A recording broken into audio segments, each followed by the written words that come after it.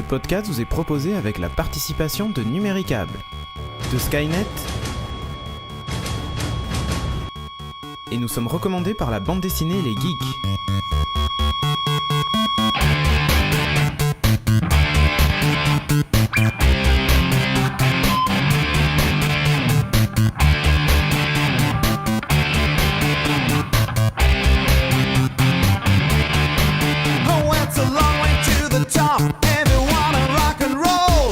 Bonjour et bienvenue dans ce podcast de Geeking. Salut tout le monde.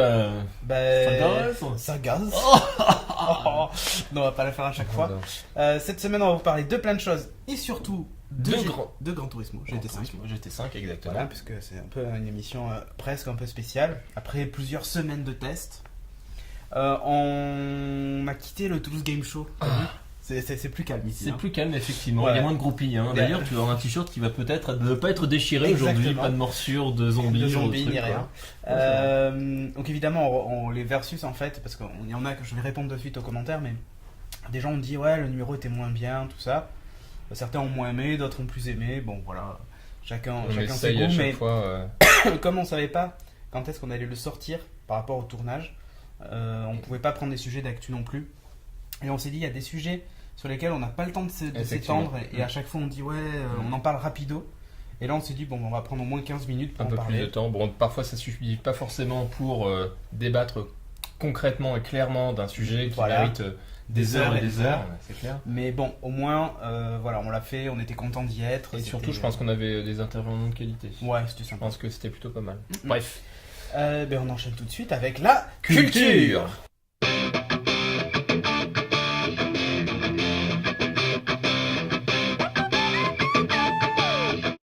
Et là, c'est moi qui m'y colle. Ouais. Alors, ça, c'est moi qui m'y colle dans le sens où Monsieur Cédric Bonnet m'a offert Gran Turismo 5. Alors, pas la petite édition, hein, Ah non. l'édition signature. Eh Le oui. top of the top. top. Voilà, J'allais dire c'est ça. top of the pop, mais non, c'est Non. top of the top. Alors, qu'est-ce qu'on trouve dans cette fameuse édition de Gran Turismo 5 ? Signature. Le jeu, déjà, bon, ça aide, hein. Ça, c'est le truc le moins bon du package. Ah, Je non. pense.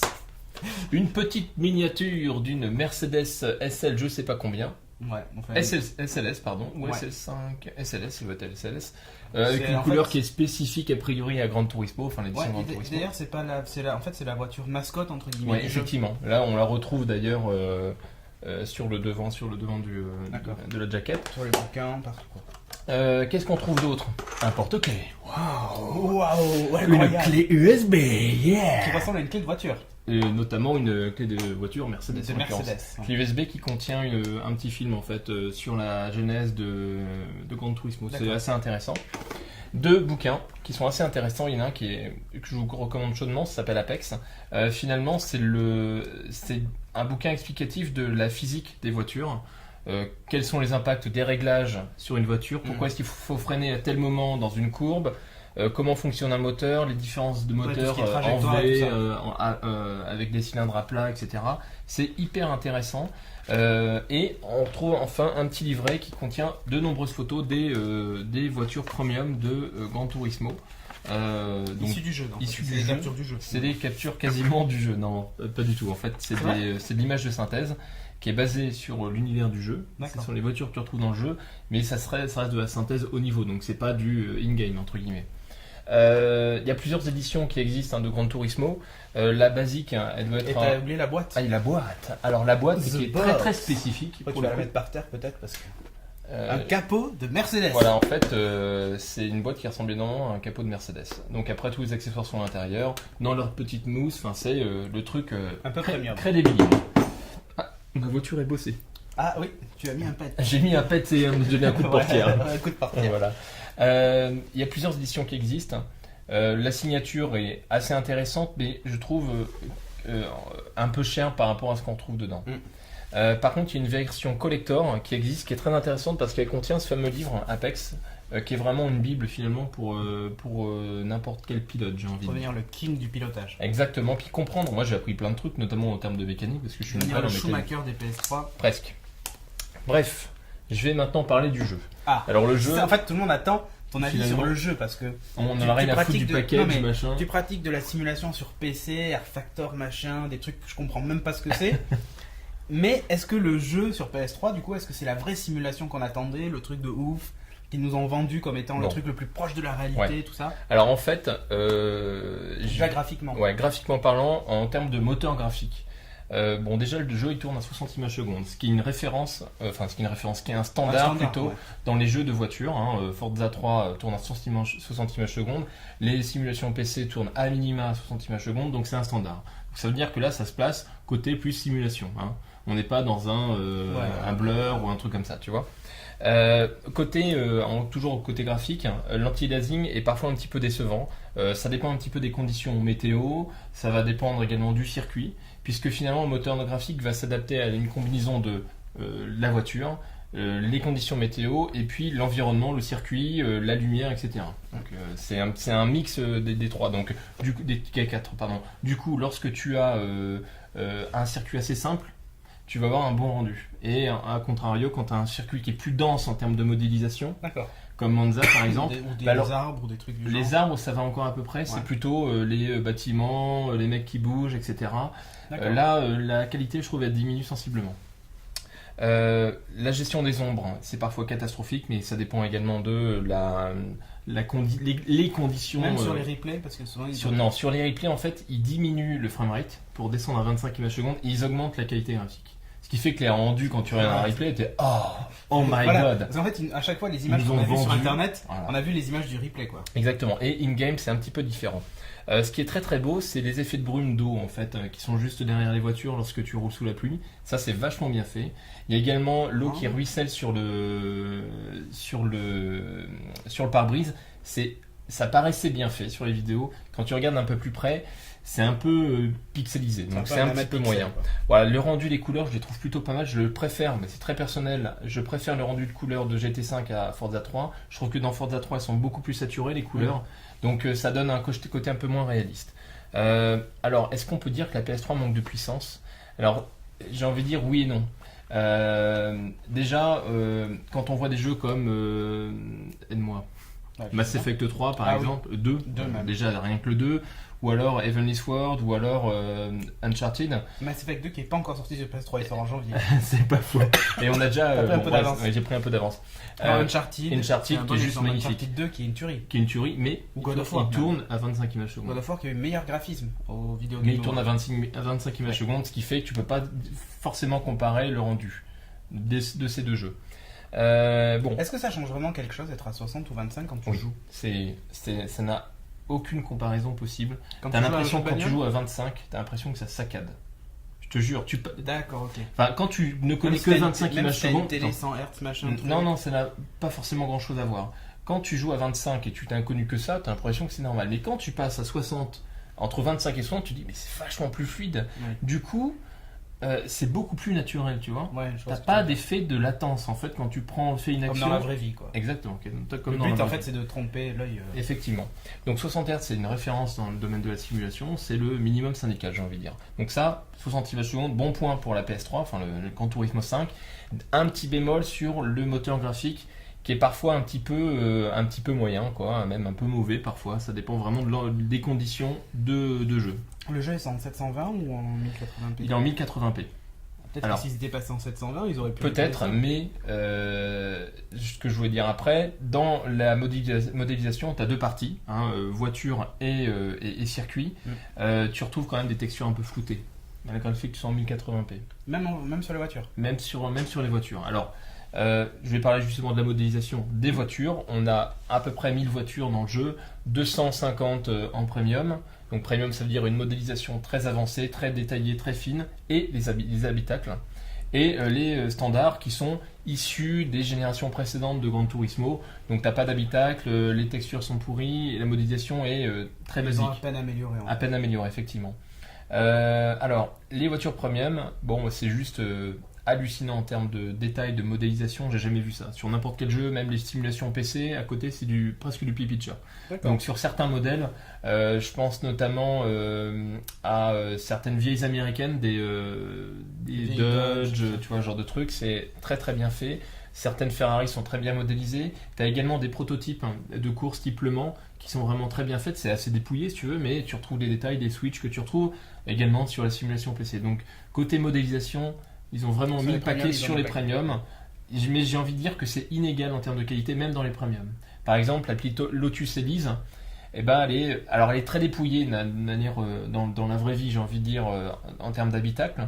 Et là, c'est très dépouillé toujours, mais c'est très basique. Par exemple, l'autoradio, c'est des boutons, des gros boutons, enfin, c'est vraiment pas beau, quoi.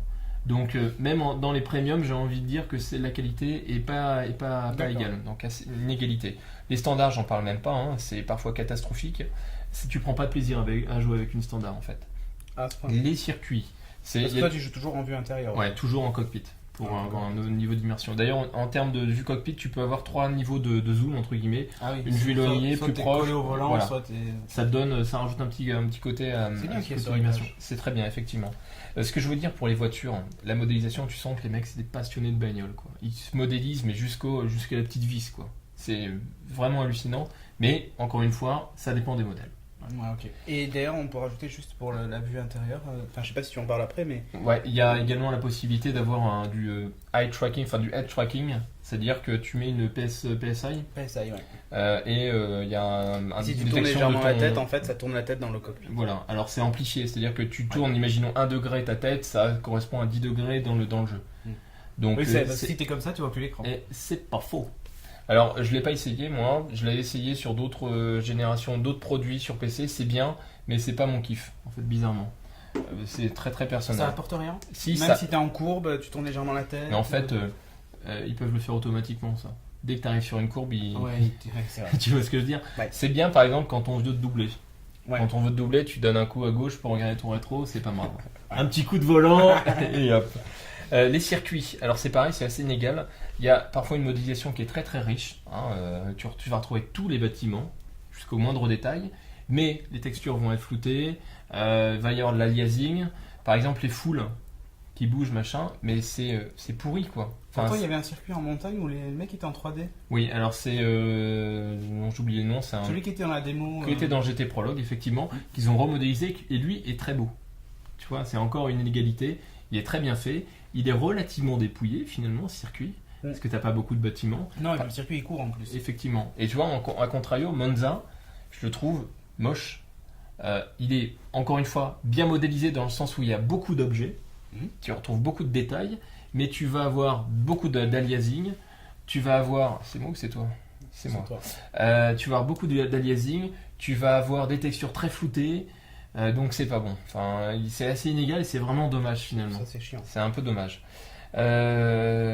Nürburgring Nordschleife, c'est un circuit est juste magnifique et très immersif. C'est un des meilleurs circuits, je pense, de GT5. C'est celui où d'ailleurs ils avaient scanné tous les tags. Effectivement, c'est très exhaustif, c'est assez impressionnant.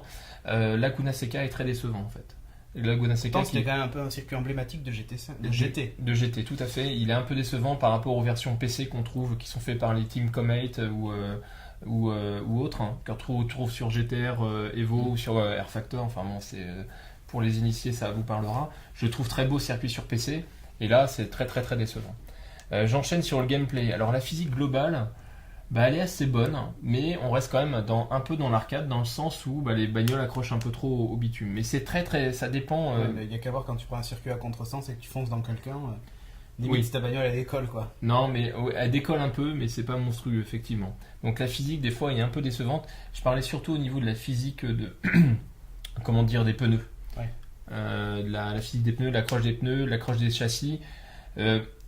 Par moment c'est assez bon. Par exemple dans la petite Lotus Elise qui est ça doit être une propulsion, je pense. Ouais, Ça doit être une propulsion. Quand tu freines fort, eh bien, tu vas partir en travers. Alors que si tu freines et que tu accélères en même temps, ça répartit la charge avant-arrière et ta bagnole tient mieux la route. Tu vois, ce genre de choses, c'est plutôt bien modélisé et tu prends plaisir parce que tu batailles un peu. Alors, le jeu est assez exhaustif. Si vous avez une Lotus Elise, il y en a un qui nous suit d'ailleurs. Que vous n'êtes pas loin de Bordeaux, Julien est fan de cette voiture. Alors, je crois que c'est Logam Donc qui nous suit sur Twitter. Si vous pouvez lui faire un tour mais en s'il Lotus m'avait Elise. proposé, mais il faut aller au Mans. Oh, c'est plutôt sympa d'aller au Mans. C'est sympa d'aller au Mans. Je vais continuer en vous expliquant comment est structuré le jeu. Tu as une partie arcade, GT Arcade, et GT Life, où là tu rentres plus dans le domaine, comment dire, de carrière. Ah, c'est exactement comme dans... Putain, j'ai sifflé tout le truc. Et hop, et quand je parle, hein, toi t'en vois. Est-ce que c'est comme dans finalement, comment il s'appelait ce jeu Non mais c'est Codemaster qui le faisait. Dirt, Grid. oui, En mode carrière, alors, machin, oui, tu mais Grid c'était beaucoup plus entre guillemets immersif. T'avais un coach qui te parlait pendant la course, tu vois tout ça. T'avais pas tout tu retrouves pas tout le buzz. C'est beaucoup plus froid entre guillemets. Bah, GT ça a toujours été froid. Voilà, c'est dans la même veine que les opus précédents. Donc tu as le GT Life, hein, donc le mode carrière, tu vas passer tes permis, tu vas faire des courses, donc il faut que tu achètes des bagnoles, tu vas gagner en niveau d'expérience qui vont te permettre d'accéder à de nouveaux niveaux, etc. Et ce qui est intéressant par rapport à Forza 3, je trouve, Forza 3, tu gagnes des bagnoles en fin comment dire, de course ou de Grand Prix, enfin de week-end de Grand Prix. Et ces bagnoles peuvent te servir pour continuer à progresser. Et donc finalement, tu n'as pas besoin d'acheter des bagnoles. Là, Gran Turismo, c'est un peu différent. Tu gagnes des bagnoles, mais elles ne te permettent pas toutes de faire toutes les courses. Du coup, tu es obligé. Souvent, elles ont un rapport avec la course que tu as faite. Effectivement. D'ailleurs, donc, tu dois acheter finalement de nouveaux véhicules. Tu la vends. Voilà, tu vends, machin. Donc, tu as également la gestion des voitures d'occasion. C'est assez sympa. Tu as évidemment des concessionnaires, donc avec un petit rendu visuel qui est super sympa. Je trouve qu'il y a une touche Gran Turismo qui fait classe, quoi. Voilà. Le rendu visuel, le jeu est assez exhaustif. C'est Apple style. Ouais, c'est un petit peu, ouais, c'est très propre. Peut-être un peu trop, parfois un peu trop dépouillé. L'écran principal de GT Life est parfois un peu déroutant, t'en as un peu partout.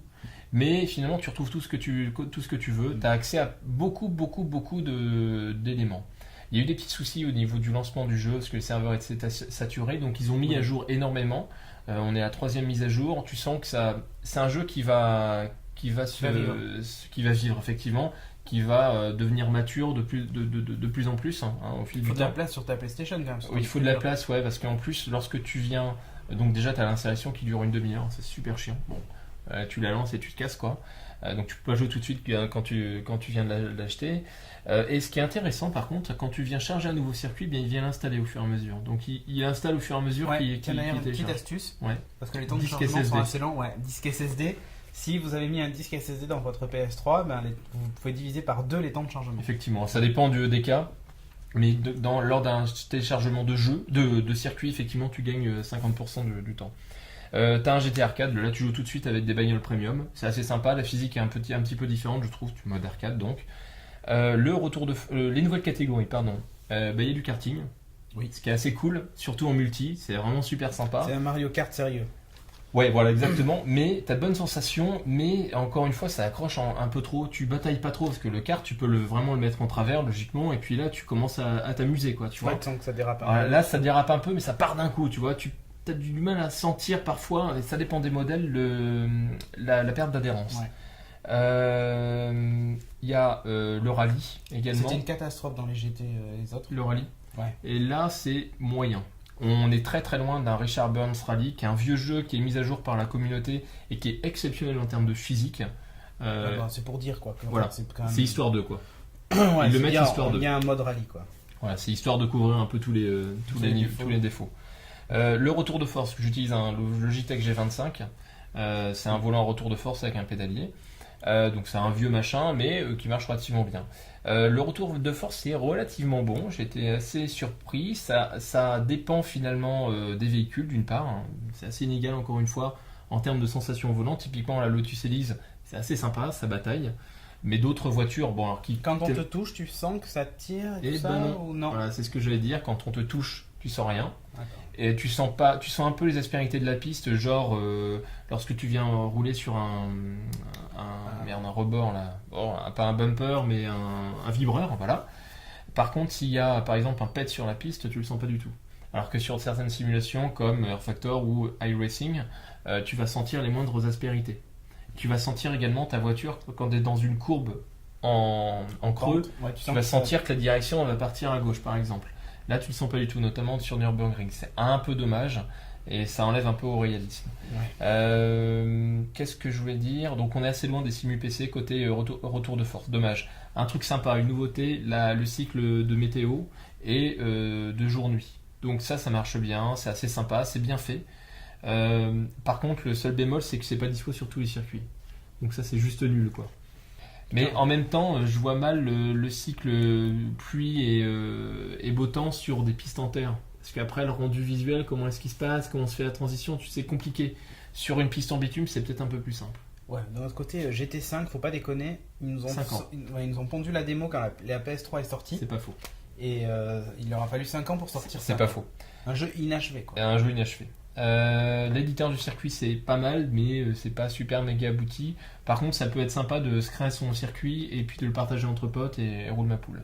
Alors, t'as dans le mode GT Life, t'as 2 modes. T'as le mode A-Spec, c'est le mode carrière où tu viens courir toi-même, hein, piloter. Et t'as le mode B-Spec où tu es un coach et tu viens encourager un ou plusieurs pilotes. Comment tu fais? Bah, tu dis, va plus vite, va moins vite. Non, t'appuies sur des boutons. Donc après, tu dois gérer le. Tu vas plus vite, va moins vite. Ouais, c'est tout. Non, après, tu gères le personnage, l'acquisition de voiture, l'entraînement, ce genre de choses, quoi. C'est un peu du coaching, un peu comme les trucs de foot, en fait. Football manager. Voilà, football manager.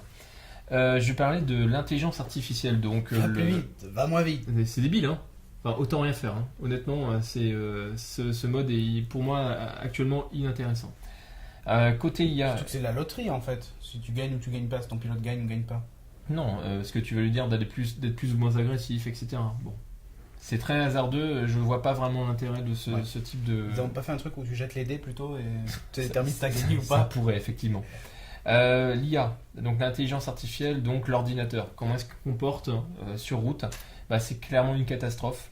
Et c'est un vrai défaut à ce jeu finalement. Dans ce jeu, l'IA est sur des rails. Ils ont leur trajectoire. Ils varient un petit peu en fonction de ta position, mais ils sont capables de te rentrer dedans et de te foutre au tas, quoi. Et combien de fois ça m'a tellement énervé que j'ai éteint la console. Tu es dans une course, ça marche bien, tu doubles un concurrent. T'es un nerveux, toi, hein? Mais non, mais c'est un pilote dans la vraie vie ferait jamais ça. Et dans toutes les autres simulations que tu trouves sur le marché, l'IA est vite. Alors, elle est un peu agressive, mais là, elle est vachement agressive, quoi. Non, c'est pas être agressif, c'est qu'elle fonce tout droit. Non, c'est pas ça. C'est-à-dire que lorsque tu doubles une bagnole et que finalement l'autre véhicule veut se rabattre derrière toi, souvent elle te percute par l'arrière, ce qui fait que ça te déstabilise et là, tu pars au tas. Voilà. Donc, et alors c'est hyper prise de tête, quoi. Donc c'est vraiment casse-couille. Mais j'ai l'impression que cette IA, la qualité de l'IA varie d'un circuit à un autre. Donc c'est ce que ça veut dire. Bon, c'est très certainement le cas. Ça veut dire que c'est patchable. PS3, non, Gran Turismo 5, le royaume des patchs. Le jeu en kit. C'est pas le royaume des chats, c'est le royaume des patchs. Ouais, c'est ça. Je finis sur la partie son. La partie son, c'est parfois très bon, c'est parfois mauvais. Avec le rend sur une télé, c'est pas terrible. Les sons des moteurs sont très très métalliques. Le son des percussions, des contacts de voiture, t'as l'impression que ce sont 2 bonbonnes d'eau qui viennent se cogner. Donc c'est juste pas crédible du tout. Voilà, le bruit des moteurs, c'est très très variable. Il y en a qui sont pas trop mal, d'autres qui sont très mauvais. D'ailleurs, on va écouter maintenant une différence entre un GTR Evo sur une BMW M3 et son pendant dans Gran Turismo 5.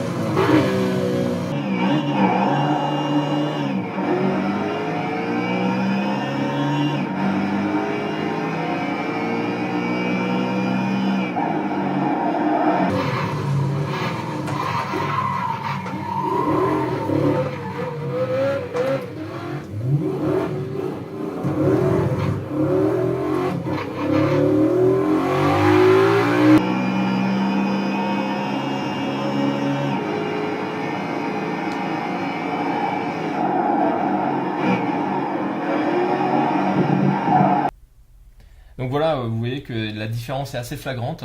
Il y a un son qui est très rocailleux, très grave, très nerveux, et un son qui est un peu plus métallique, un peu moins méchant, on va dire, et ça c'est aseptisé, quoi. C'est aseptisé, et finalement le fait d'avoir un son aseptisé, tu rentres moins dans le jeu. Ouais. Dommage. Parce que le son fait partie intégrante de Effectivement, la de sensation. Quoi. exactement. Alors, à noter que si vous jouez, vaut mieux jouer au casque parce que là, le rendu est vraiment meilleur. C'est pas encore la panacée, mais c'est mieux. D'ailleurs, il y a un super casque qui est édité par. Logitech. Non, je sais plus comment elle s'appelle cette société qui fait des casques en fait 7.1 ou 5.1. Ah oui. Bah, il y a. Ah oui, je sais plus. Qui ont une sortie optique et tout que tu branches sur ta PS3. C'est vraiment fait pour les consoles. J'aimerais bien d'ailleurs Ça en peut être, procurer un ça pour en peut être tester. sympa, C'est effectivement. vraiment un truc tip top. On en reparlera. Yep. La musique, ben moi je la trouve plutôt pas mal cette musique. Il y a des gros noms. Queen of the Stone Age, Chemical Brothers, The Hives, Chemical Woman, c'est un truc comme ça. Il y a de gros noms, il y a de bons remixes. Il y a Electric City, une musique qui apparaissait dans un des premiers trailers de Gran Turismo 5. Je la trouve plutôt pas mal. Et ce qui est assez intéressant, c'est une fonction pour parcourir l'intégralité des la musiques et playlist, les ouais. écouter. Tu peux également rajouter tes propres musiques, c'est plutôt sympa. Voilà, ça c'est bien. Ça c'est plutôt pas mal. T'as la partie online qui est quand même assez développée, je trouve, qui est vraiment bien développée. Tu peux partager tes voitures, tu peux donner des voitures à un copain, tu peux partager de circuits. Enfin voilà, ils ont quand même s'il y a des gros défauts sur le gameplay, sur ce genre de trucs, tu sens quand même qu'ils ont étoffé vraiment l'affaire. Je vais aller un peu plus vite parce que tu regardes le chrono. Je regarde le chrono. Ah ouais, et quand on parle de Gran Turismo. Ouais. Bon alors la conclusion, c'est un jeu qui est inégal en fait. Il y a des défauts graphiques, il y a des défauts de modélisation, il y a l'IA qui est chiante, mais finalement ce qui importe c'est est-ce que tu t'éclates au volant? Et la réponse est oui. Tu t'éclates à faire les différentes épreuves, à passer les permis, voilà. C'est parfois un peu laborieux, un peu long, mais le rendu final est quand même super bon. Les courses online, ça se passe plutôt pas mal, même s'il y a eu des petits ratés au départ. Le choix des bagnoles et de la modélisation, c'est juste hallucinant. Donc côté modélisation, il y a un gap énorme.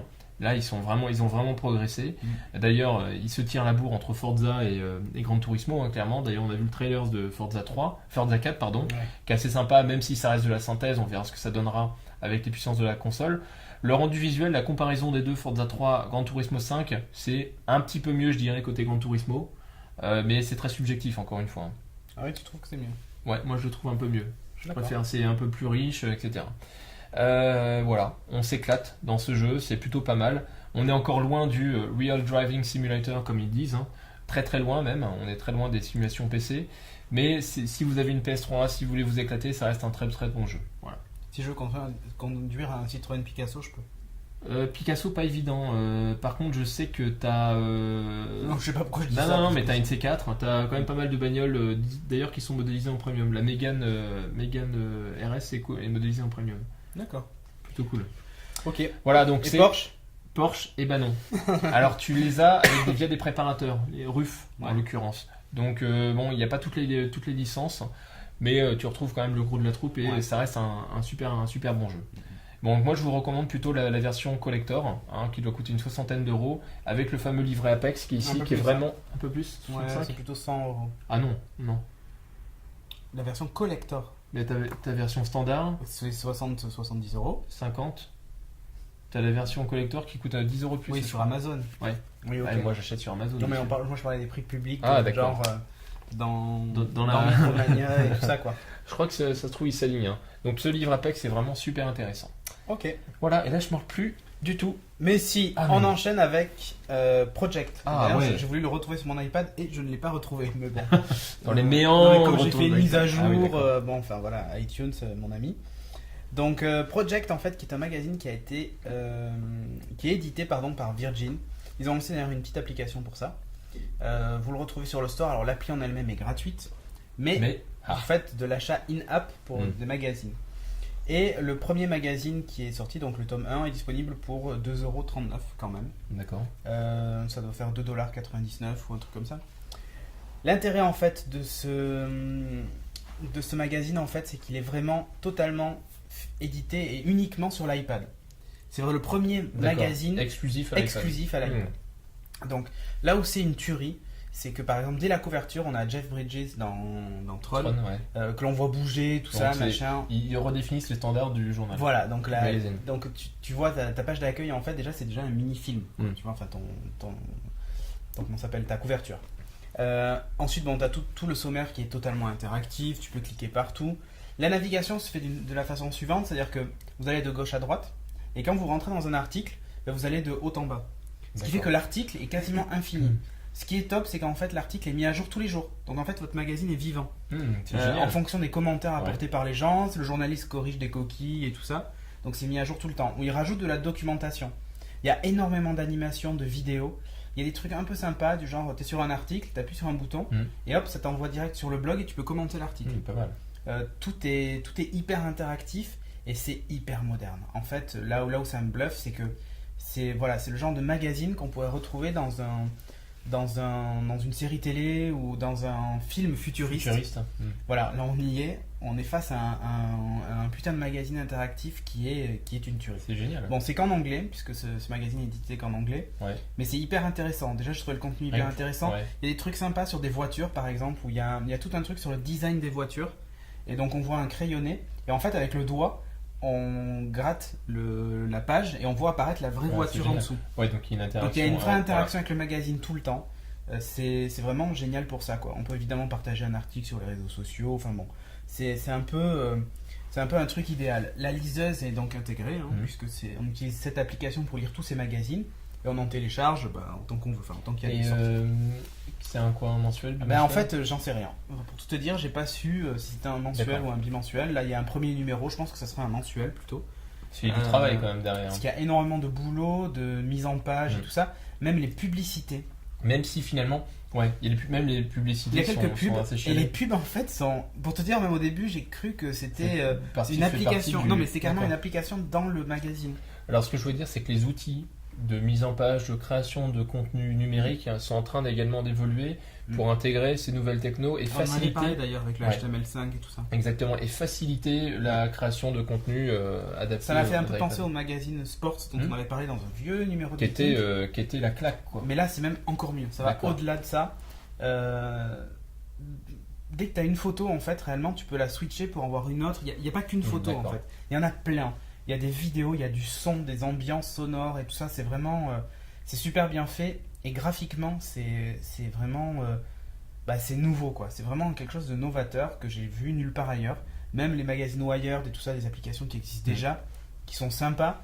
Là, je trouve que ça va encore un step au-dessus, quoi. Hyper intéressant. Cool. Le magazine, en plus, vous pouvez revenir dessus quand vous voulez, puisque ça se met à jour souvent. Il manque un truc, c'est qu'il manque l'abonnement. Ah oui, c'est-à-dire que là, j'achète mon magazine 2,39, mais par exemple, si je me dis, tiens, je veux m'abonner pour une année, il me prend une somme globale avec une remise, ça serait sympa. Et puis ensuite, il me télécharge automatiquement les magazines. Est-ce que ça, c'est possible avec le système il manque Apple? Les push notifications quand une nouvelle version, effectivement, ça c'est pas compliqué voilà, à mettre en quand place. il y a une mise à jour du magazine, ça serait top qu'il y ait la push notification. Le coût de l'abonnement, c'est possible avec les conditions Apple?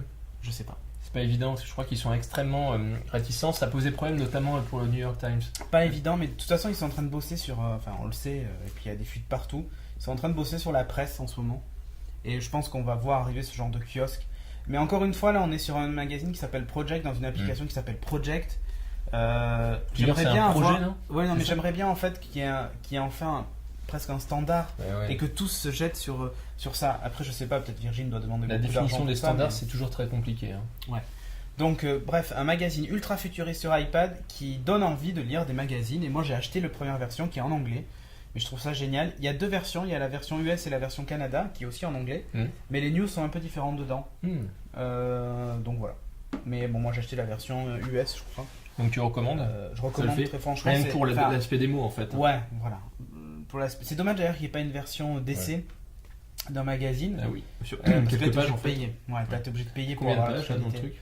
Je sais plus. Il y en a un bon paquet. Puis en plus, ça se compte plus en pages. C'est pour ça qu'il faut oublier cet aspect de page. Tu regardes, tu scrolles de haut en bas. Effectivement. Donc il y a des articles, par exemple, il y a un article sur Tron où tu as une bande-annonce, tu as plein de trucs, tu as même des effets visuels. Ou par exemple, ils t'expliquent comment ils ont fait pour rajeunir Jeff Bridges dans Tron. Et tu as toute une animation que tu bouges avec le doigt et tout ça. C'est super bien fait. Et encore une fois, la page est immense. Donc on peut plus compter réellement en pages. Enfin, c'est en articles peut-être qu'il faudrait compter, je sais pas. Mais c'est immense. En heure de lecture. Ouais, il y a un truc sur la Corée du Nord aussi, alors avec les caricatures animées et tout ça, donc c'est rigolo. C'est assez bien fait. C'est franchement bien foutu. Ouais, franchement, c'est super bien fait. On sait pas s'il y aura une nouvelle édition. Bah si, il va y avoir le numéro 2 et tout ça. Ils ont vraiment créé une rédaction spécifique qui bosse que sur ça. C'est sur des rails quoi. Voilà, et c'est un magazine qui sortira jamais sur papier. De toute façon, il est même pas... par essence Oui. même, il n'est pas Il n'est designé pas pour matérialisable sortir sur sur papier. papier. Ouais. Non. D'accord. Mais c'est génial, quoi. Et c'est génial. Et en fait, encore, est-ce que c'est Bronson qui est derrière là, Ouais, c'est lui qui est derrière. Et là où c'est hyper intéressant, c'est que on voit bien que ce qui sauvera la presse écrite, je dis pas que c'est l'iPad, mais je dis que c'est ce genre d'initiative, c'est-à-dire des initiatives où on se contente pas de mettre un PDF sur un iPad. Il faut qu'il y ait une valeur ajoutée. En plus, ça crée de nouveaux métiers, c'est-à-dire qu'en plus des journalistes écrivains classiques, les photographes, au lieu d'avoir qu'une photo sélectionnée dans un magazine, ils ont tout leur shoot qui est là. Effectivement. 5, 6, 7, 8 photos. Pour moi, c'est vraiment... Une certaine il y a des mecs qui font toutes les animations, Mais les applications qui sont au-delà intégrées. effectivement de la création de nouveaux métiers, je pense que c'est également un état d'esprit. Ouais. C'est-à-dire être capable de s'adapter et accueillir les nouvelles technologies comme un nouveau support et un nouveau moyen d'expression. En fait. Donc voilà, Project de Virgin, pour moi, c'est une excellente initiative. Ça aurait pu être le pick win de cette semaine, Mais on a mieux. On continue avec un truc hyper rapido, le Ouais. trailer de Mass Effect 3 oh au my Video god. Game Award. Une tuerie sans nom, ce truc. C'est juste hallucinant. Alors, tout ce qu'on découvre, c'est que Shepard est toujours là, donc il est pas mort dans l'épisode 2. Oh, j'ai spoilé. Oh, vilain. Oh, il est pas mort dans le 1 non plus, pour ceux qui n'ont pas fait le 2. Ouais. Euh, Enfin, il a été régénéré. Ouais, ce qu'on découvre en fait, c'est que ça se passe sur Terre. Déjà, à Londres. Enfin, ça- sur Terre et on voit notamment Londres. On voit Londres dans la bande-annonce. Et il y a un nouvel ennemi. Et il y a un nouvel ennemi. Et voilà. Voilà. On ne sait alors, pas sait d'où il qui vient. c'est, si c'est une coalition mystérieux. d'ailleurs d'extraterrestres peut-être. Ça fait un peu penser à Qui attaque, ça me fait penser. District 9.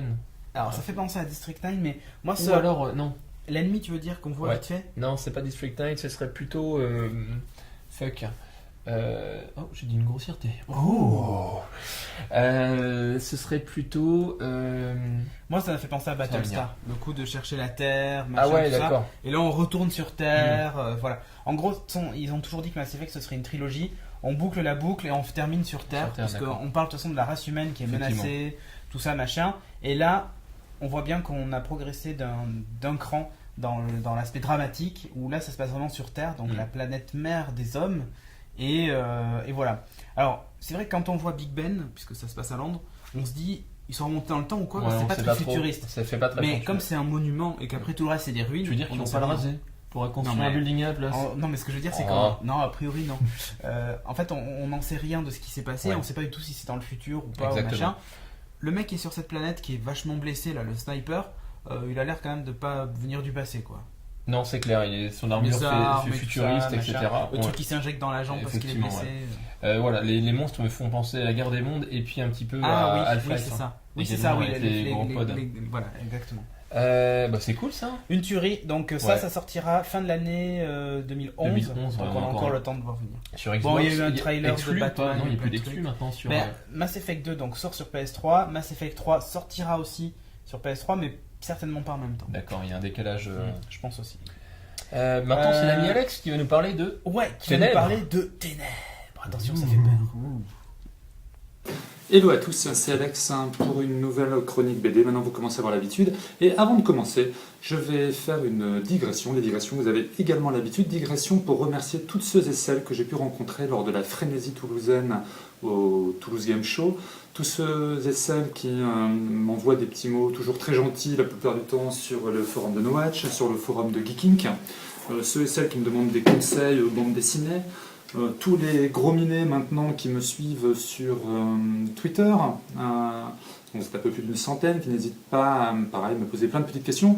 Merci à Thomas, donc des Geeks, qui m'a fait un superbe avatar qui trône sur le bureau de mon PC portable. Bref, merci à tous et à toutes. N'hésitez pas à me suivre, à continuer, à lire mes petites chroniques, à me regarder en vidéo. Et merci aussi à tous ceux et celles qui ne me regardent pas. Ça me donne encore plus d'envie de continuer à essayer de vous séduire. Bref. Aujourd'hui, de qui va-t-on parler ? On va parler de Christophe Beck. Je n'avais pas parlé depuis fort longtemps, je pense 2-3 chroniques. Et s'il est besoin de le répéter, Christophe Beck, c'est vraiment le dessinateur-scénariste le plus geek de sa génération. Il nous le démontre encore une nouvelle fois avec la série Ténèbres. Donc après avoir abordé récemment la cryptozoologie au sein des égouts avec Under, après avoir parlé de science-fiction aquatique avec Sanctuaire, de science-fiction horrifique dans les sommets himalayens avec Bunker, j'en passe, et des meilleurs hein, en termes d'autres séries. Là, la question, le sujet abordé est l'Heroic Fantasy, avec ses codes. Et donc la question était, Christophe, allais-tu réussir à, encore une fois, nous envoyer rêver. Bref, c'est nul ce que je dis, ça veut strictement rien dire, vous envoyer rêver. En tout cas, Christophe, allais-tu nous séduire? Et donc, à ces questions zoologiques, on aurait pu se demander, Christophe, t'es-tu brûlé les ailes au contact des dragons dont je vais parler par la suite? Christophe, qu'est-ce que j'ai écrit? Oui, vas-tu nous pondre un scénario qui ne va pas casser trois pattes à un canard? Et encore une fois, Christophe, tu me laisses le bec dans l'eau. Christophe, je ne sais pas si tu as 30 millions d'amis, en tout cas, tu as moi. Moi, ton plus grand fan absolu. Moi, que tu peux retrouver sur Mythique, sous le numéro de code 32852. Bref, si jamais tu cherches quelqu'un pour te caser, une demande en mariage, je suis prêt à larguer ma femme. Elle est déjà au courant. Et donc, Christophe, veux-tu m'épouser? Voilà, ça, c'est fait. Maintenant, tu as donc abordé l'Heroic Fantasy et j'ai ma petite souris au sein des maisons d'édition et la question était, bon, comment cela va-t-il s'appeler? Et comme tu as beaucoup d'humour, tu as appelé ça Ténèbres. Et pourquoi beaucoup d'humour? Parce que Ténèbres sort chez Soleil. Ténèbres, Soleil.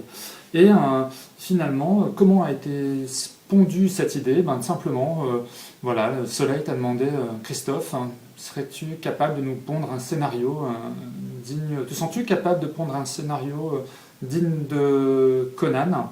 Et là, tu as dit si, mais rien de ce que vous avez pu lire jusqu'à présent. Conan, si, mais rien. Je sais, le jeu de mots est nul, j'avais fait mieux avec Chrysanthème, on fait ce qu'on peut, c'est la fin de journée. Bref, Ténèbres. Ténèbres, c'est de l'Heroic Fantasy ultra classique,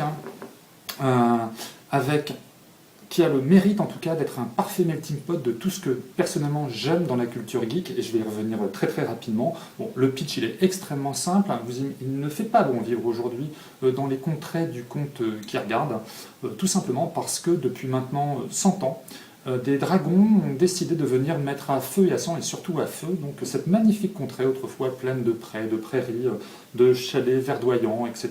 Les chalets verdoyants, ça ne veut non plus strictement rien dire, mais bref, ces dragons ont tout détruit.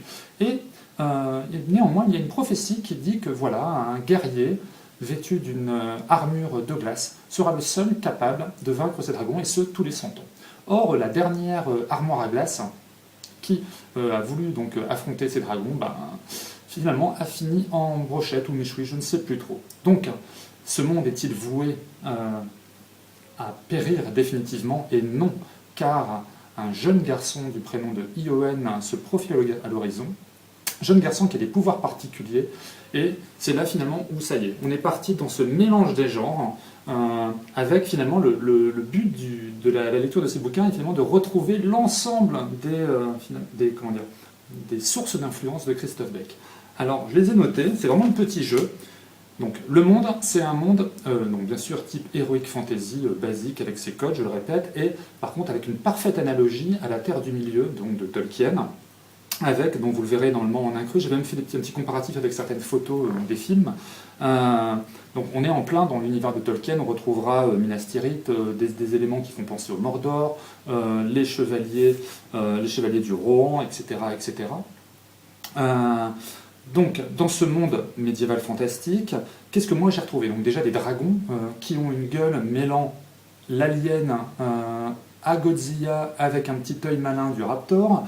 J'ai noté également l'influence donc de Guillermo del Toro avec Hellboy 2. J'ai retrouvé Gladiator, j'ai retrouvé les 300, j'ai retrouvé donc le héros Iowen sous la forme d'une influence des comics books, parce que Iowen est un super-héros, j'allais dire, qui a la capacité de guérir de ses blessures par le feu. Super-héros qui fait penser à notre ami Kal-El, tout simplement lors de son arrivée sur Terre, parce qu'en fait, lui, c'est pas un terrien à la base. Et tout de suite, une petite image juste pour vous montrer, ça fait forcément penser à quelque chose, ce héros recueilli par ses parents. Voilà, donc Superman, qu'est-ce que j'ai noté également je crois que c'est à peu près tout. Oui, ici, Double Face, l'un des méchants de la bande dessinée qui fait penser à Harvey Dent. Et en tout cas, pareillement aussi au niveau des petites références BD, déjà il y a un petit clin d'œil du dessinateur à l'une des précédentes BD de Christophe Beck qui est Prométhée, que j'espère que vous avez lu, avec non plus cette fois-ci des météorites de satellites, mais là des météorites de dragons. Et la grosse analogie avec l'autre grande série médiévale fantastique qui est Torgal, avec en particulier donc les archers. le tome 9 de Torgal, qui est, à mon sens, avec le tome 15, les 2 meilleurs albums de cette magnifique série. Bref, Christophe Beck a parfaitement, en tout cas, scénarisé quelque chose une histoire bourrée d'action, donc je répète, avec des codes. On trouve plein de femmes en slip au format guicheuse, quelquefois un peu dénudées. Les mecs sont baraqués un peu comme monsieur Cédric Bonnet, à qui je fais la bise. Qu'est-ce que je peux dire de plus?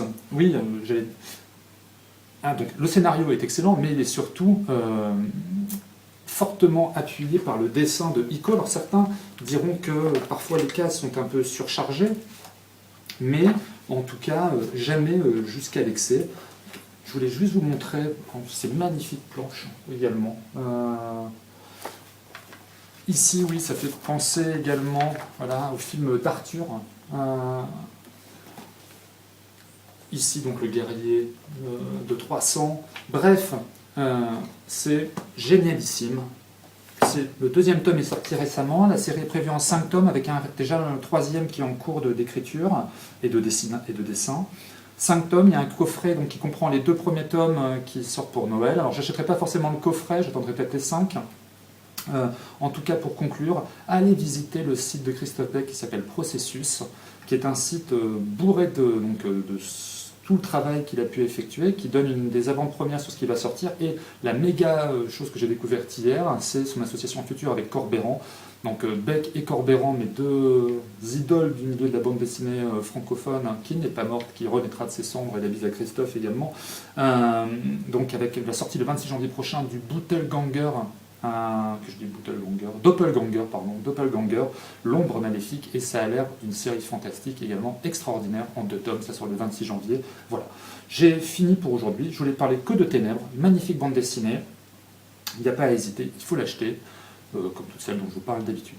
La bise à tous, joyeux Noël si je ne vous fais pas une petite chronique, mais quand même j'essaierai sur finalement qu'est-ce que vous pouvez demander au Papa Noël, un petit top des séries indispensables, donc peut-être de séries un peu plus anciennes. Voilà, je vous embrasse et à plus. Et oui, au fait, sinon on m'a posé la question, je suis bien un vrai docteur, même si parfois moi-même j'ai des doutes. Ciao. Merci Alex pour ces ténèbres. Yep. Et puis un jour, peut-être tu seras sur le canapé. Et puis merci à toi. Parce que si on boit, c'est grâce à toi. Pour les verres. On enchaîne avec le message du sponsor. Et ouais, Numéricable. Donc vous avez déjà Numéricable, c'est bien. Mais en faire profiter les potes, c'est encore mieux. C'est mieux. Ouais. Grâce au parrainage, Numéricable va vous permettre de partager la puissance de la fibre et tout le monde y gagne. Voilà, votre filleul reçoit en fait 50 € quand vous le parrainez sur sa facture, et vous 100 €. Plutôt pas mal. C'est plutôt bien. Alors n'hésitez pas à recommander Numéricable à tous vos friends et followers. Ouais, exactement. Donc en fait, si vous avez un compte Twitter avec plein de followers, ou vous avez un compte Facebook avec plein d'amis, c'est l'occasion de parrainer vos amis. Exactement. Vous ferez des heureux, et vous y compris. Exactement. Rendez-vous sur numéricable.fr pour connaître tous les détails de l'offre. Sinon, vous passez sur le portail No Watch, vous avez la bannière Numéricable, vous cliquez dessus et puis voilà, vous atterrirez sur l'offre. Yep. Fin du message du sponsor et on enchaîne avec le High-tech.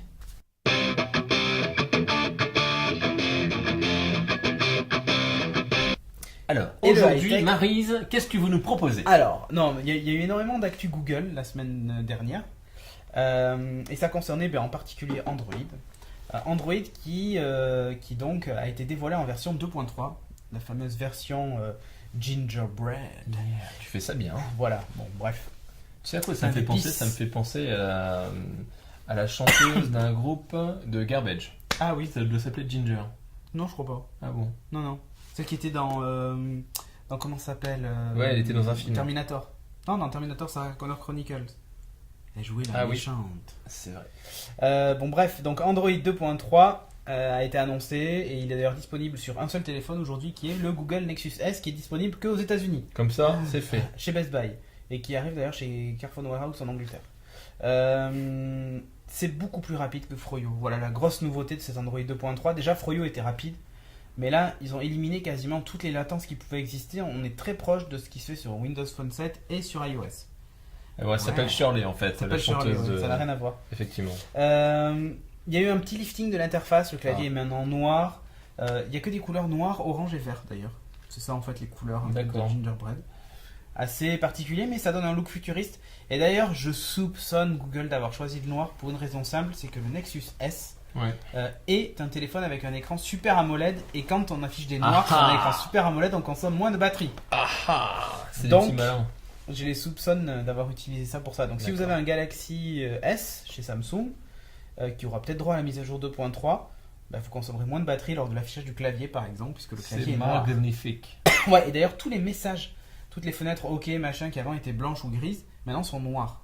D'accord. Ça a changé. Et le rendu visuel, c'est sympa. Le rendu visuel est assez sympa. On voit qu'il y a, là on arrive à une version un peu plus mature. D'ailleurs c'est beaucoup plus un lifting visuel qu'autre chose. D'accord. En même temps, ils ont sorti leur nouveau marketplace qui est disponible sur tous les téléphones Android à partir de 1.6, qui est beaucoup plus beau, c'est vachement plus sympa de naviguer dans les applications. Et par rapport à l'iPhone, l'iOS plus précisément. Moi je trouve que là, enfin, en termes de fluidité, je parle, et même de graphisme, on arrive au niveau d'iOS, au niveau même des icônes et tout ça, machin, ça devient beaucoup plus eye candy, ça c'est beaucoup plus sympa à regarder quoi. D'accord. On est moins face à un téléphone pour nerd où tu vois, Ok. une interface un peu... Bon, par contre, les fondements d'Android, tu les retrouves toujours. Savoir Oui. les applications. Non, après, ça change pas. La... De ce côté-là, ça change pas grand-chose. On retrouve aussi une amélioration du copier-coller, tout ça, enfin voilà, de la D'accord. sélection de texte. Donc c'est plutôt positif. C'est que du positif en fait. Cette version-là est vraiment hyper D'accord, sympa. c'est cool. Et d'ailleurs, en fait, on a eu droit lors du... Je sais plus comment ça s'appelle ce sommet. Bon, Un bref. sommet. Ouais, je me rappelle. Le Drive sommet. 8 ou Drive, je sais plus quoi. Bref, on a eu droit à une petite démo d'Android 3.0. Et justement, on enchaîne de suite avec une petite news. Ouais. La tablette Motorola sous Android 3.0. Ça, c'est A cool. priori, d'ailleurs, il n'y en aurait pas qu'une, il y en aurait deux. Mais il y en a une qui ferait donc 10 pouces avec Android 3.0. L'interface, c'est une interface pour tablette de ouf. Gmail, par exemple, c'est la même chose que les mails sur iPad. Ouais. En fait, très franchement, il faut se le dire, ils ont copié ce qui se faisait sur iPad. Ils ont rajouté les spécificités Android, c'est-à-dire que sur ta page d'accueil, tu as plein de widgets. Genre tes derniers mails, les derniers tweets, les C'est prochains cool, ça. rendez-vous et tout ça. Mais c'est génial, en fait. C'est ce qui manque finalement à C'est l'iOS. ce qui manque à iOS, en fait, sur ta page d'accueil, t'as rien à part l'heure, quoi. Et éventuellement, ta notification, une push notification, mais voilà, c'est tout. L'interface, elle a l'air quand même de déchirer sa race. C'est Ça, c'est hyper dit. fluide. Ah, mais Ok. franchement, c'est beau, quoi. D'accord. Et je dis pas, et c'est assez rare. Vous m'entendrez rarement dire que c'est beau d'un produit Google. Android. Enfin, ouais. ouais, mais d'un produit Google. Non, Android 2.3 commence à être beau quand même. Franchement, il y a eu un sacré effort de fait. Mais là, la version 3.0 pour tablette, enfin, on a un OS pour tablette adapté. J'ai toujours dit d'ailleurs qu'Android, les versions avant la 3.0, C'est pas le seul. c'était pas du tout adapté à ça. Je Et crois d'ailleurs, que on le voit le bien. PDG de Google avait dit à peu près la même Je chose. dis la même chose, mais la Galaxy Tab par exemple de Samsung, même s'ils ont fait des efforts au niveau de tous les logiciels qu'ils ont dû réécrire d'ailleurs, au niveau des mails et tout ça, même s'ils ont fait des efforts de ce côté-là, on voit bien qu'ils ont dû personnaliser Android pour arriver Ouais. à sortir un truc. Ouais, Ce qui veut dire que les c'est- mises à jour voilà, sont pas prêtes C'est d'arriver. gage de non-pérennité. Exactement. C'est ça le problème. Alors que la version 3.0 par contre, elle va envoyer du lourd. Ouais. Voilà.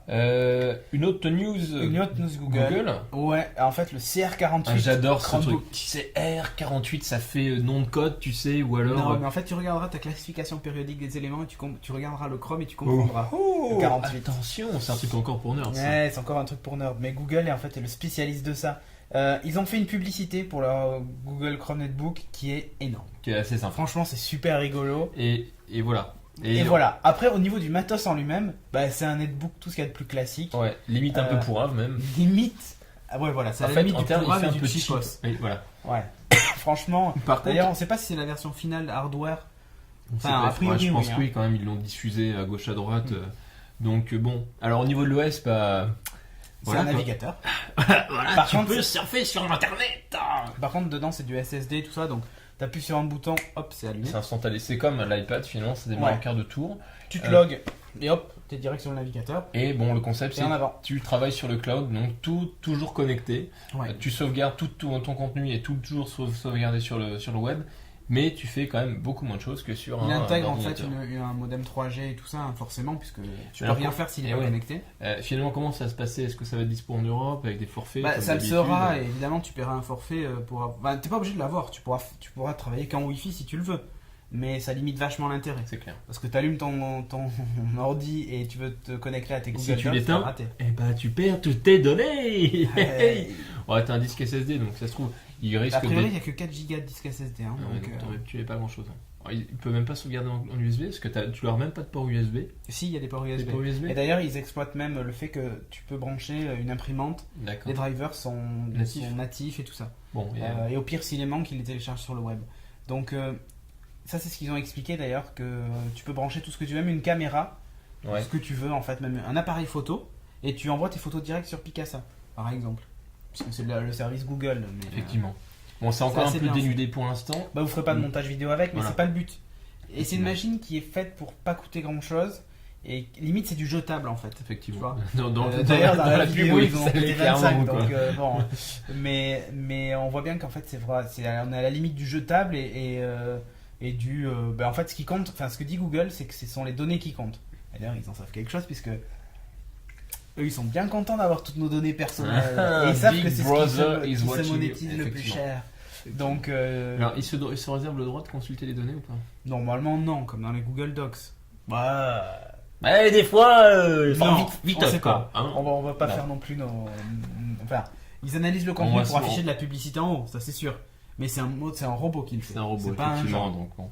Puis on n'a pas envie d'avoir de procès avec Google en même temps, donc ils sont très gentils. Ils sont- font non, tout ça, non, je plaisante. tout très bien. Non, bah après tout, s'ils fouillaient dans les données, on serait les premiers à leur gueuler dessus. Hein. Ah Mais oui, bon, c'est clair. voilà. Bref, Google Chrome Netbook, why not? C'est plutôt sympa. C'est Ouais, plutôt faut sympa, voir quoi. voilà. En fait, faut voir l'évolution. Ça peut devenir un truc assez sympa. Ouais. Effectivement, pour de la création, consommation de données, un peu comme ce que tu fais sur iPad finalement. Exactement. Pour la news suivante, à la limite, presque, on devrait créer une rubrique qui s'appellerait le Hack Kinect de la Effectivement. semaine. C'est ce que j'allais dire, tellement il y en a, c'est c'est parti. Donc là, cette semaine, on va vous parler de Air Guitar avec Kinect.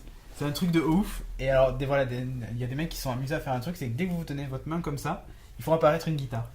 Voilà. Et par contre, quand tu joues, ça fait vraiment un gring. Par contre, je sais pas s'ils ont câblé cette main, en l'occurrence, avec les. Alors, si, ils sont capables de tonalités. le voir. D'ailleurs, on Ils le sont voit capables parce de le qu'il y a voir, un mais axe. est-ce qu'ils. J'ai pas l'impression qu'ils aient Non, capté et ça reste de tonalité. la air guitar. Donc Ouais. en fait, à chaque fois que tu joues une note, ça Ouais. te joue la bonne et la suivante Voilà. et tout ça. Donc du coup, mais c'est un peu Mais c'est génial. super sympa, enfin tu peux vraiment Tu peux t'éclater t'éclater. entre potes devant la télé comme des cons. Comme quoi. des cons à faire Voilà. de la air guitar. Et en fait, voilà, comme tu dis, c'est le Hack Kinect, il y a des milliards, là c'est parti, la communauté de développeurs l'ont pris en charge et Ouais, et mais roule c'est ma super pelle. rigolo, allez voir la Ah, c'est vidéo, assez génial, c'est hyper effectivement. intéressant. Et on enchaîne avec la Epic Week. Je sais pas. Ah ouais, on trace vraiment sa mère. On a rattrapé tout le retard qu'il nous a mis avec GT5. Bah ouais, bah je suis pas bavard moi si tu veux. Epic Week et on commence avec le Epic Win. Ah bah ouais. Alors bon, on parle rarement de FAI sauf quand ils font des boulettes. Là pour une fois on va parler de Free. Allez, ouais. Free qui a sorti sa Freebox V6. Qui est juste un monstre de puissance. Ouais, technologiquement parlant, c'est vraiment bluffant. Et qui enterre toutes les box actuelles en fait. Très clairement. Ouais, Euh, il y en a Freebox aucune au V6 niveau. donc qui intègre, donc elle est en deux parties, donc Freebox Server et Freebox Player. Player. Serveur qui est carrément un vrai serveur, donc, Donc, NAS NAS. avec FTP, Torrent. Alors, t'as un disque dur intégré, Ouais, 250 Go. 250 Go, puis t'as la possibilité de mettre du Brancher les USB. disques en USB. Ça fait NAS, apparemment t'as un client torrent. Ouais, il y a deux ports USB derrière, un port USB devant, enfin bon. Ouais, c'est un truc de fou. Et la box en plus fait et fibre et Et ADSL. Au niveau de la Freebox Player, donc là aussi c'est impressionnant, elle lit tous les formats qui existent. Ouais. MKV, machin. Ah, lecteur Blu-ray. Ouais, attends, le top pour le MKV, c'est qu'en fait, il va scraper les infos sur Allociné. C'est-à-dire que, par exemple, vous avez un film que vous avez copié de votre Blu-ray. Bien sûr, sur t'as ripé. votre Moi je l'ai ordinateur, tous t'as les jours. mais Voilà, les t'as Blu-ray. ripé ton Blu-ray, par exemple, de Casino Royale, Par qui exemple. était offert avec la PS3. Et oui. C'est le seul Blu-ray que j'ai, d'ailleurs. Je dis ça, je dis rien. Donc, vous avez Tu veux pas ripé... souvent regarder le film alors. Si, je le regarde. Donc, vous ripez votre Blu-ray de Casino Royale, vous le mettez sur votre Freebox Server, sur votre Freebox Ou sur un ton clé réseau. USB, Ou sur ton grosse clé réseau. USB ou sur ton réseau. Mm. Ton Freebox Player va lire ce fichier-là, mais quand tu sélectionnes tes fichiers, quand tu arrives sur Casino Royale, eh ben, il a téléchargé la jaquette, toutes les infos, le résumé du film, les évaluations des gens et tout ça, machin, sur Allociné. Et Ouais. ça, c'est vraiment top. C'est plutôt pas mal. J'ai l'impression que là, ils se sont dit bon, alors qu'est-ce qu'on a dans la maison d'un geek un peu lambda? Tu vas avoir un NAS, tu vas avoir un Media Center. Voilà, qui peut être Tu USB-MC, vas- Boxy ou autre. Voilà. Tu vas avoir qu'est-ce que tu peux avoir d'autre? Tu vas avoir une console de jeu. Tu vas avoir une télé façon une Google TV. Mm. Voilà. Et Sur ben, le ici, web. On va tout rassembler et Ouais. on va faire une Bon, box. télécommande avec gyroscope, accéléromètre, enfin c'est n'importe Et quoi. ils se sont dit, la petite touche quand même, bon, pour les geeks chics, j'ai envie de dire, hein, c'est designé par Stark. Alors on aime, on n'aime pas. Perso, je suis assez sceptique concernant la partie supérieure qui est gravée, que tu vois pas C'est la énormément. grille d'aération en fait, des D'accord. lettres. Alors ça, enfin, Bon. ce qu'a dit Stark, il a joint le design à l'utilité. Plutôt que de faire des trous pour Ouais. aérer, bah, il a écrit des lettres. et Alors puis effectivement, c'est pas mal, mais je sais pas si ça va bien vieillir. Enfin, Ouais. c'est en termes de design. Ouais. Euh, Donc au niveau de l'interface même du Freebox Player, ils ont copié sur l'Apple TV. Là, c'est du copier-coller. Mm. D'ailleurs, même la conférence de Xavier Niel, c'est du Ouais, copier-coller ça a été- sur Steve Jobs. Ils se sont bien foutus de sa gueule d'ailleurs. Bref. Ouais, l'interface est copier-coller, sauf elle fait plus cheap Elle encore. fait plus cheap et ça a pas l'air d'être super fluide a priori. Oh, enfin. Ouais, enfin. Enfin, moi, les vidéos que j'ai vues, ça avait l'air plutôt fluide.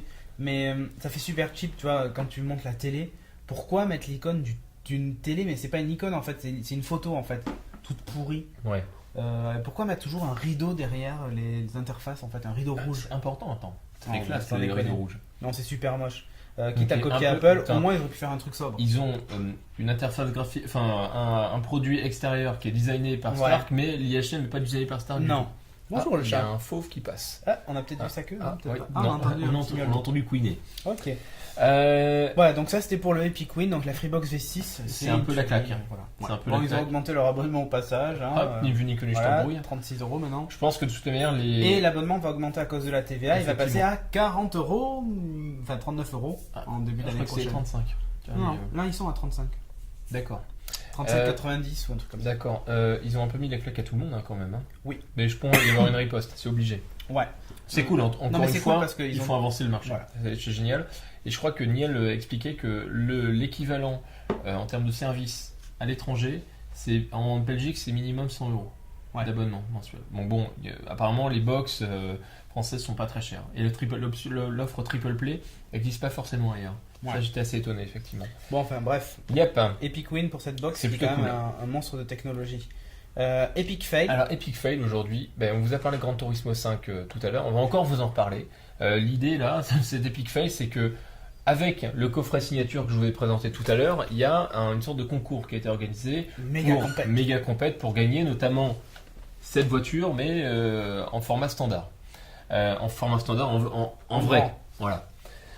Donc moi je m'attendais à une compète où tu vas te affronter au volant, etc. Enfin un truc sympa, un peu différent de ce qu'ils avaient fait dans GTA Academy, qui était sympathique aussi, et qui permettait aux joueurs d'accéder à une véritable compétition et de faire partie d'une équipe qui court de manière nominale sur des circuits comme n'importe quelle équipe de course.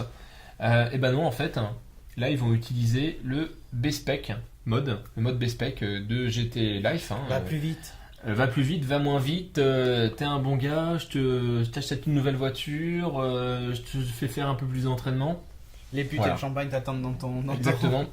T'as l'impression que ils ont pas été inspirés, ou alors ils se sont dit le mode B finalement ça va être assez pourri et il va falloir qu'on le vende vachement. Ouais, comment on va faire pour que les gens jouent à ce mode B? Exactement, parce que sinon il y a personne qui va jouer. Bah voilà, c'est On offre une voiture à tout le monde. Allez. Yallah Voilà. C'est la fête. Donc c'était juste, c'est juste mon epic fail. C'est un peu une honte, je trouve, de faire un super jeu, enfin un bon jeu, et puis franchement vendre une édition signature 180 € pour proposer un concours qui est un peu pourri, quoi. Faut dire les choses comme elles sont. Un peu dommage. Et ouais. Ben, on a terminé ce podcast. Yep. Enfin, si, il y a un autre Epic Fail, mais je pense qu'on en parlera la semaine prochaine. Ah, L'Epic Fail sur la loi LOPSI, en fait, Ah ouais. qui a été validée. Donc voilà, vive la censure de l'Internet mondial. Exactement. On va lire des commentaires. Donc moi, je vais lire un commentaire du 15 de Scarface69. Donc il doit être de Lyon, je pense.